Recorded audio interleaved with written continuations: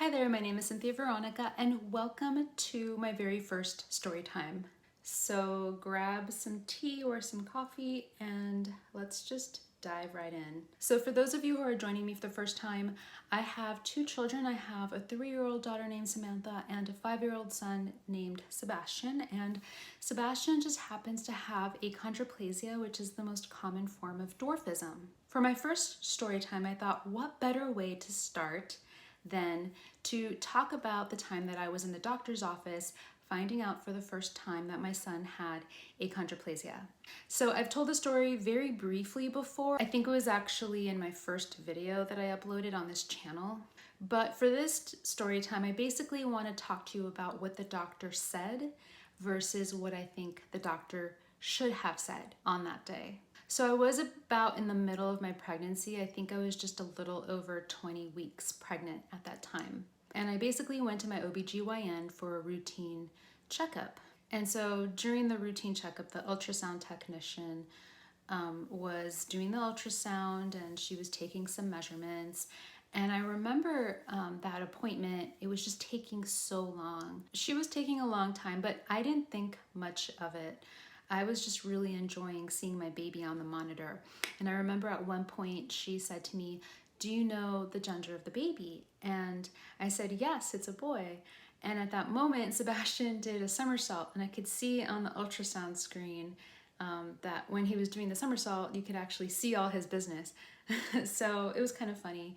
And also I remember at one point, so Sebastian, when I was pregnant with him, was a very active kicker. He was constantly kicking and it was really hard. And now that I have my daughter to compare, his kicks were strong compared to hers. I mean, he was a real big kicker.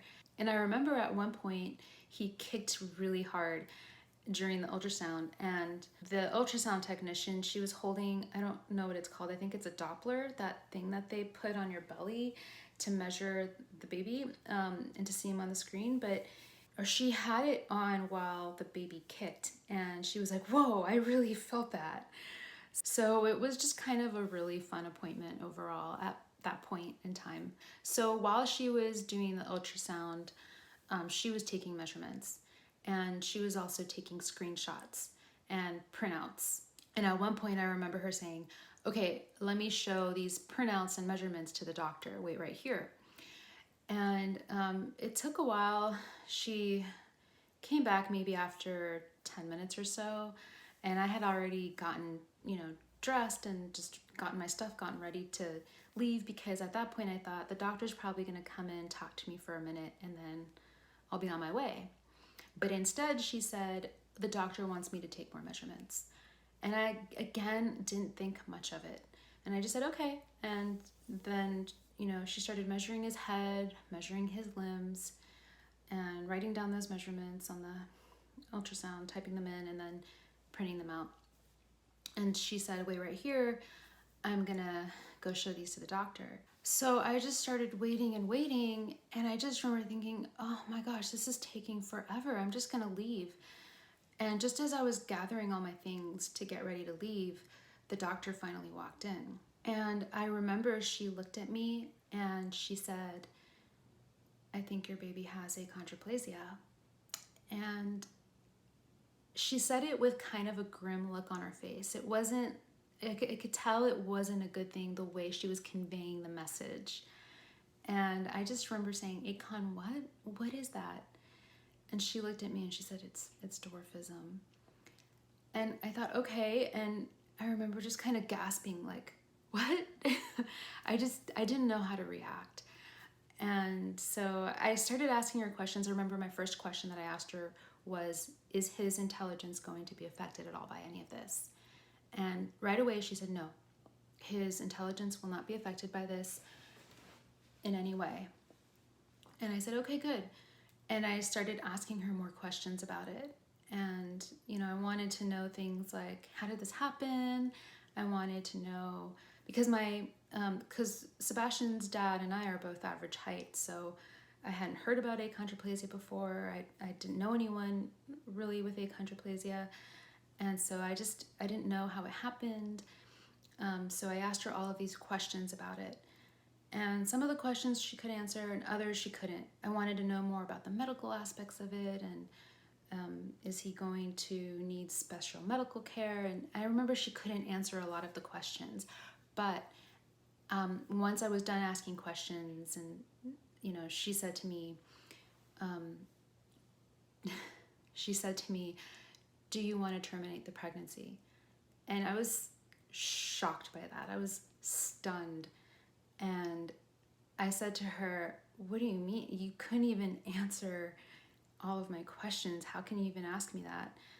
And she just said, okay, well, let me just connect you with a genetics counselor, and you can talk to so-and-so about it. And I thought, wow. I just remember feeling very angry towards her. Like, I just thought she was so insensitive. How could she ask me that? And I don't even think she realized she was being insensitive. I think for her, it was just like, oh, next question. So it was shocking to me. Unfortunately, that was the conversation the doctor had with me. But here's what I think she should have said instead. Oh, yes, so I see here that your son has achondroplasia. And you know what? Yes, his proportions are going to be different than your average child, and you will have a little bit of trouble finding clothes for him to wear. But you know what? No biggie, because he is going to have the most amazing smile, and your heart is going to melt every single time you see it. And you know what else? Your son is going to need an annual sleep study, and he is going to be diagnosed with sleep apnea, and he's going to have to wear a mask to bed every night. But you know what? Who cares? Because your son is also going to get excited every single time he sees a fire truck. And you know what? Every time you pick him up from school every day, you're going to want to take the long way home just so you can stop by 3 different fire stations so you can see his face light up every single time he sees a fire truck. And you know what, Mama? You're even going to get excited whenever you see a fire truck, even when he's not even in the car. Oh, yes. So your son is going to have speech delays, and certain milestones are going to take longer than usual to accomplish. But you know what? Your son is going to be so smart, and he's going to be so curious about the inner workings of every single thing he sees. He's going to want to know about the inner components that make up a smoke detector. You're going to learn so much from your son. You'll even learn what a skid steer loader is, and you never would have known otherwise. You're going to know all about different trains all around the world, and you'll even start to notice when you're walking down the street different types of machineries and valves that would have gone completely unnoticed otherwise. And lastly, your son is going to deal with social acceptance issues. And honestly, this is going to bring the mama bear out in you. But you're also going to learn about yourself through these experiences. You're going to learn that the insecurities you have are not about your child with differences, because you're going to learn that he came into this world being absolutely fine being who he is. And any insecurities that exist lie 100% completely within yourself. And you're going to learn how to manage this with different life's tools that you learn along the way. And you're going to want to share with other people these tools so that you can form a loving and empowering community around yourself and around your son. So that's basically what I think the doctor should have said. I think ultrasounds give you a lot of information, but they only really give you a fraction of information about who your child is and is going to become. If you are a new parent to a child with a disability or with differences, I know it can be very overwhelming at first. But ultimately, it's all about perspective, and you can really create your own narrative around your child. So when I first joined LPA, Little People of America, one of the members actually reached out to me, and he wrote me an email.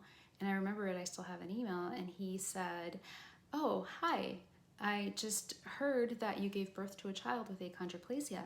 Congratulations, that's great news." What a contrast from the doctor's reaction. So I now realize that it's all about how I view my journey. When I think about my younger self 5 years ago when I was in that doctor's office, I think, oh, how silly of me to be feeling scared and overwhelmed when hearing the words dwarfism, skeletal dysplasia. And I now know that my life was about to change in that moment, but that it was going to change in a very wonderful way. And I think of that moment differently now, because when I think about it, I think, oh yes, it was just the doctor telling me about my baby doing somersaults inside my belly. And it was just this doctor telling me about a rambunctious little Sebastian that kicks really hard and that eventually would grow up to love fire trucks and smoke detectors and the inner workings and components of various machinery. And he just happens to have achondroplasia. And I wish I could tell my younger self, you know what,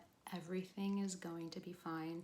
And of course, I don't want to completely sugarcoat it, because yeah, there's a lot of hard moments too. And I've actually come to realize that one of the hardest parts for me in my journey has been navigating the world socially. And that's for another story time. For now, at this moment, I am just so very inspired by my children, both of them. And I am so grateful for them for having enriched my life the way that they have. They are truly a joy, and my heart is just full.